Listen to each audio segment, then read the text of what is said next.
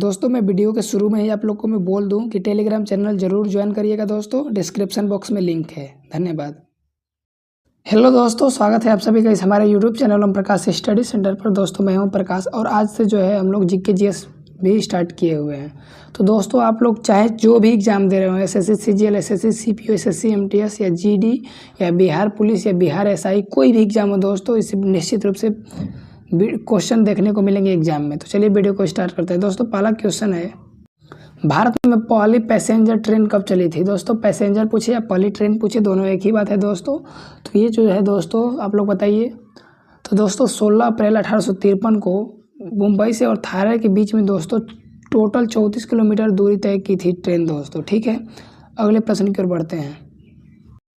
अगला प्रश्न है, भारत में पहली रेलवे ने 1853 में मुंबई से थाने तक की कुल कितनी दूरी तय की थी? तो दोस्तों जो है 34 किलोमीटर, यानी ऑप्शन नंबर जो है वो ए राइट आंसर होगा। और मैं आपको बता दूं कि उस समय भारत का वायसराय कौन था दोस्तों? लॉर्ड डलहौजी थे। इन्हें भारतीय रेलवे के जनक के रूप में भी जाना जाता है। अगले प्रश्न की ओर बढ़ते हैं। निम्न में से किसे भारतीय रेलवे का जनक के रूप में जाना जाता है? तो दोस्तों जो लॉर्ड डलहौजी को भारतीय रेलवे के जनक के रूप में जाना जाता है, यानी ऑप्शन नंबर जो है वो ए राइट आंसर होगा। ठीक है, अगले प्रश्न की ओर दोस्तों बढ़ते हैं। भारतीय रेलवे बोर्ड अधिनियम को किस वर्ष पारित किया गया था? तो दोस्तों इस प्रश्न का आंसर सोचिए। तो दोस्तों भारतीय रेलवे बोर्ड अधिनियम जो है वो मार्च 1905 में पारित किया गया था दोस्तों, यानी ऑप्शन नंबर जो है वो ए राइट आंसर होगा। और उस समय भारत का वायसराय कौन था दोस्तों? लॉर्ड कर्जन के समय में, ये भी याद रखिएगा। बंगाल विभाजन भी कब हुआ था दोस्तों? तो 1905 में हुआ था लॉर्ड कर्जन के समय में। अगले प्रश्न की ओर बढ़ते हैं। भारत में पहली मेट्रो ट्रेन कहाँ और कब शुरू की गई थी दोस्तों? तो देखिए पहली जो ट्रेन थी दोस्तों वो 24 अक्टूबर 1984 को कोलकाता से स्टार्ट हुई थी, यानी ऑप्शन नंबर जो है वो डी राइट आंसर होगा। तो 24 अक्टूबर को दोस्तों संयुक्त राष्ट्र दिवस के रूप में भी मनाया जाता है। 24 अक्टूबर को याद रखिएगा, इंपॉर्टेंट है। अगले प्रश्न की ओर बढ़ते हैं। उत्तर मध्य रेलवे का मुख्यालय कहाँ स्थित है? तो दोस्तों जो है उत्तर मध्य रेलवे का मुख्यालय इलाहाबाद यानी प्रयागराज में स्थित है, यानी ऑप्शन नंबर जो है वो बी राइट आंसर होगा। अगला प्रश्न है, पूर्व मध्य रेलवे का मुख्यालय कहाँ है? तो दोस्तों पूर्व मध्य रेलवे का जो मुख्यालय है दोस्तों वो हाजीपुर में स्थित है, यानी ऑप्शन नंबर जो है वो बी राइट आंसर होगा। ठीक है, अगले प्रश्न की ओर बढ़ते हैं। ब्रॉड गेज यानी बड़ी लाइन की चौड़ाई कितनी होती है दोस्तों? यानी जो पटरी होता है ऐसे ऐसे दोस्तों, इसके बीच की जो दूरी है वो क्या होती है? तो दोस्तों 5 फीट 6 इंच होती है दोस्तों, लेकिन इसमें मीटर में दिया है दोस्तों, तो 1.676 मीटर होता है, यानी ऑप्शन नंबर जो है वो बी राइट आंसर होगा। और वहीं जो है दोस्तों फीट में पूछा जाए तो 5 फीट 6 इंच, याद रखिएगा, इंपॉर्टेंट है। अगला प्रश्न देखिए, ये तो बड़ी लाइन थी और मीटर जो गेज होता है दोस्तों, इसके बीच में जो है दोस्तों वो 1 मीटर का जो है दूरी होता है। भारतीय रेलवे की मीटर गेज की लाइन की चौड़ाई कितनी होती है दोस्तों? तो इसकी जो चौड़ाई है दोस्तों कितनी होती है? तो 1 मीटर नहीं दिया है दोस्तों, तो 1000 मिलीमीटर, यानी option number C right answer होगा। अगला प्रश्न है दोस्तों, छोटी लाइन यानी नैरो गेज रेलवे ट्रैक की चौड़ाई कितनी होती है? तो देखिए दोस्तों 2 फीट और 6 इंच होता है दोस्तों मीटर, यानी जो है 2.6 फीट होता है। लेकिन इसमें दोस्तों इसमें नहीं दिया है, तो दोस्तों इसमें जो है 0.762 और 0.6110 मीटर के बीच में होता है, यानी option number C right answer होगा, याद रखिएगा। अगला प्रश्न है दोस्तों, निम्नलिखित में से कौन भारत की पहली महिला कैबिनेट मंत्री थी? तो बताइए। तो राजकुमारी अमृता कौर थी, यानी ऑप्शन नंबर जो है वो बी राइट आंसर होगा। अगला प्रश्न है, भारत पृथ्वी के किस गोलार्ध में स्थित है दोस्तों? तो जो भारत है वो उत्तरी गोलार्ध एवं पूर्वी देशांतर में स्थित है, तो उत्तरी गोलार्ध, यानी ऑप्शन नंबर जो है वो बी राइट आंसर होगा। अगला प्रश्न है, भारत का कुल क्षेत्रफल विश्व के कुल भौगोलिक क्षेत्रफल का कितना प्रतिशत है दोस्तों? तो ये जो है भारत का जो क्षेत्रफल है विश्व के कुल क्षेत्रफल का 2.42% है, यानी ऑप्शन नंबर जो है वो बी राइट आंसर होगा, 2.4।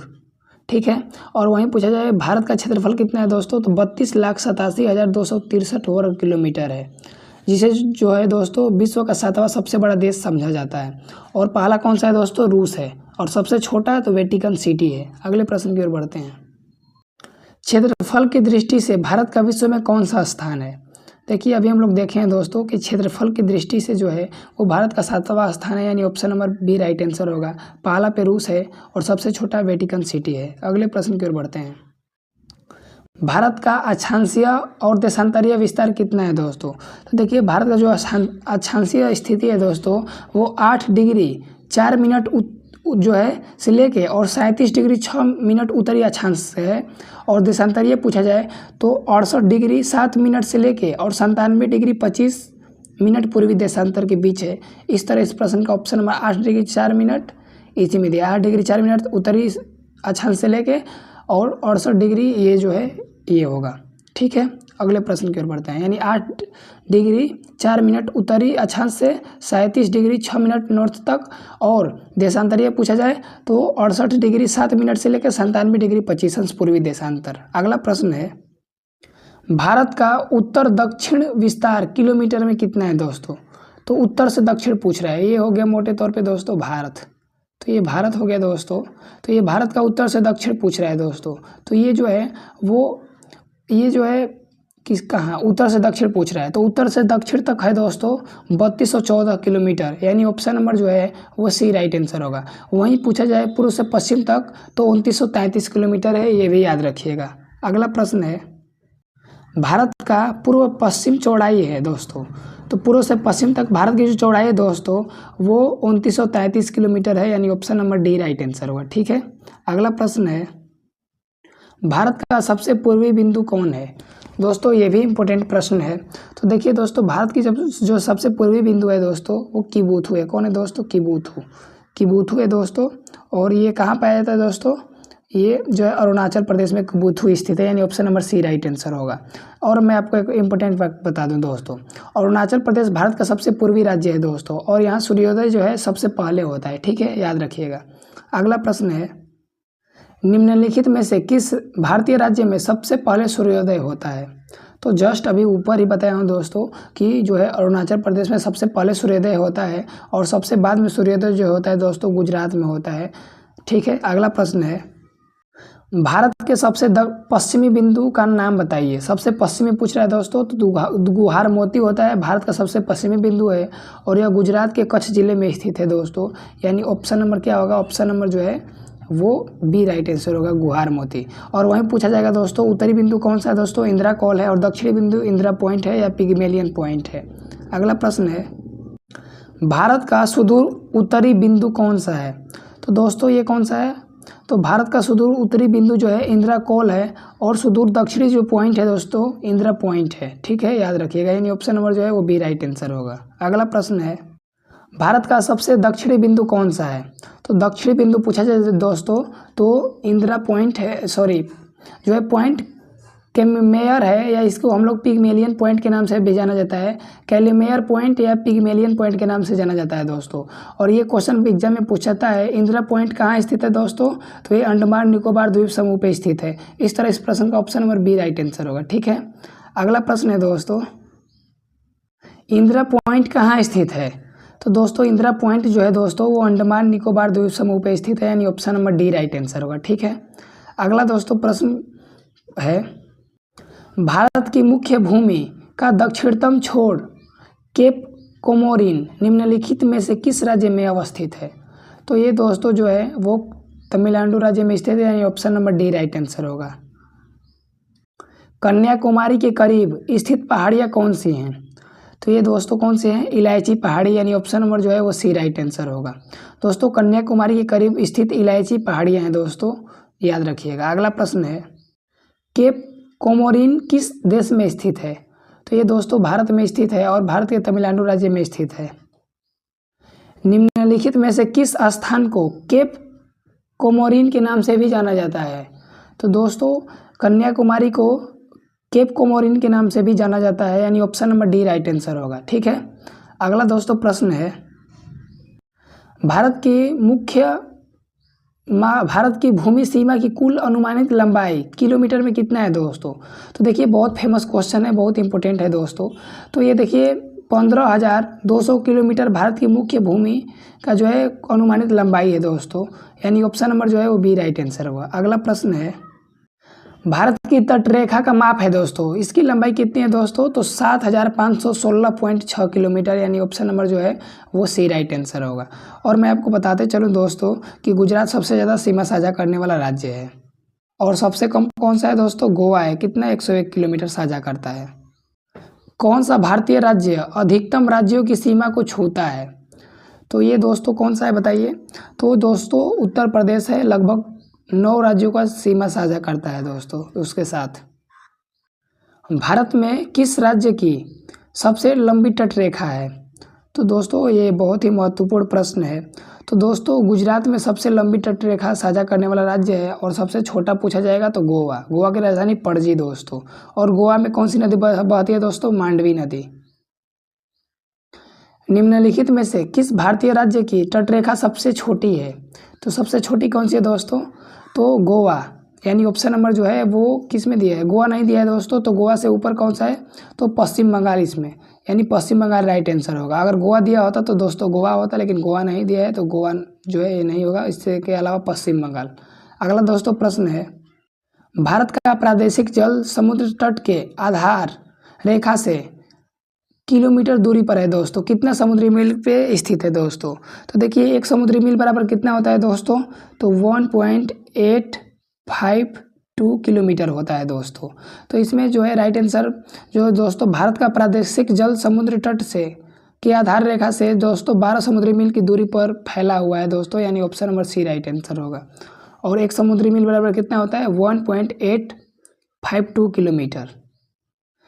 निम्नलिखित में से कौन सी रेखा भारत से होकर गुजरती है दोस्तों? तो ये दोस्तों कर्क रेखा, यानी option number D right answer होगा। दोस्तों आप लोग यहाँ देख सकते हैं ये कर्क रेखा होकर यहाँ गुजर रही है। ठीक है, अगले दोस्तों प्रश्न की ओर बढ़ते हैं। और 8 राज्यों से होकर गुजरती है। भारत के किस राज्य के में क्षेत्रफल की दृष्टि से सर्वाधिक वन क्षेत्र हैं? तो दोस्तों क्षेत्रफल की दृष्टि से सबसे जो ज़्यादा वन है दोस्तों मध्य प्रदेश में है, यानी ऑप्शन नंबर जो है वो ए राइट आंसर होगा।